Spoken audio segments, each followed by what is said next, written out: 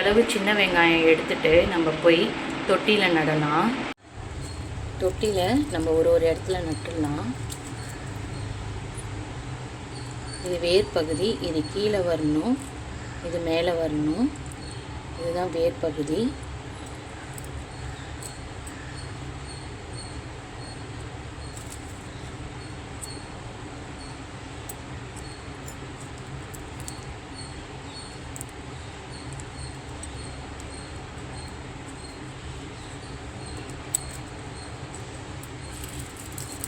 ரொம்ப உள்ளே அமுக்கிடக்கூடாது. லைட்டாக அந்த தலைப்பகுதி மட்டும் கீழே போகிற மாதிரி இருக்கணும்.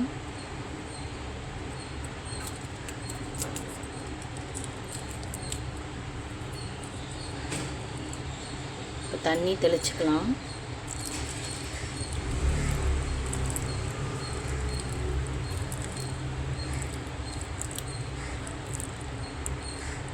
அவ்வளோதான். இது நான் ஏற்கனவே நட்டது. எவ்வளோ அழகாக வந்திருக்கு பார்த்திங்கன்னா. இது எதுக்கு யூஸ் பண்ணலான்னா, மெதுவடைக்கு யூஸ் பண்ணலாம், ஃப்ரை ரைஸ்க்கு யூஸ் பண்ணலாம், வேறு டிஷ்ஷெல்லாம் நம்ம இறக்கும்போது அதுக்கு மேலே போட்டுக்கலாம். நல்ல டேஸ்ட்டாக இருக்கும். ஆன்டி ஆக்சிடென்ட்லாம் இருக்குது. ட்ரை பண்ணி பாருங்கள்.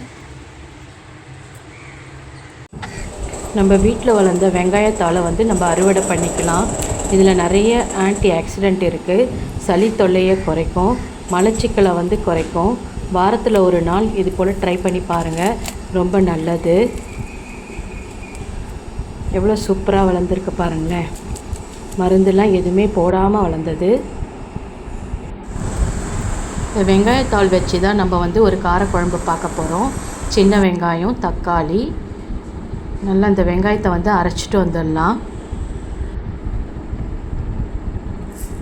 25 கிராம் நல்லெண்ணெய் போட்டுட்டு அதில் அரை ஸ்பூன் கடுகு, அரை ஸ்பூன் வெந்தயம், நிறைய பூண்டு போடுங்க.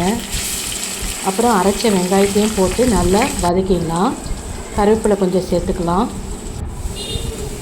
தக்காளி ஒரு 2 தக்காளியும் அரைச்சி அதையும் நம்ம ஊற்றிக்கலாம்.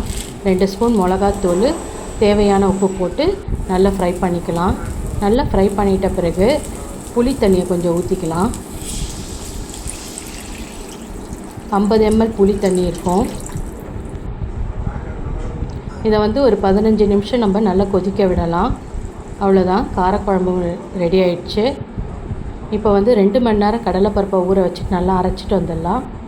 இது கூட வெங்காயத்தாள் பொடியாக நறுக்குனது, சின்ன வெங்காயம், சோம்பு, உப்பு, பொடியாக நறுக்கின சின்ன வெங்காயம், தட்டின பூண்டு, சின்ன வெங்காயத்தெல்லாம் போட்டு நல்லா மிக்ஸ் பண்ணிக்கலாம்.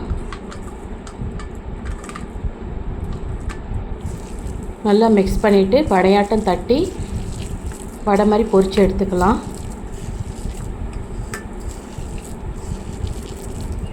ஸ்லோ ஃப்ளேமில் வச்சு டீப் ஃப்ரை பண்ணுங்கள்.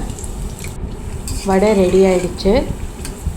வடையெல்லாம் எடுத்துகிட்டு நம்ம ஏற்கனவே பண்ணி வச்சுருந்த காரக்குழம்புல போட்டுடலாம்.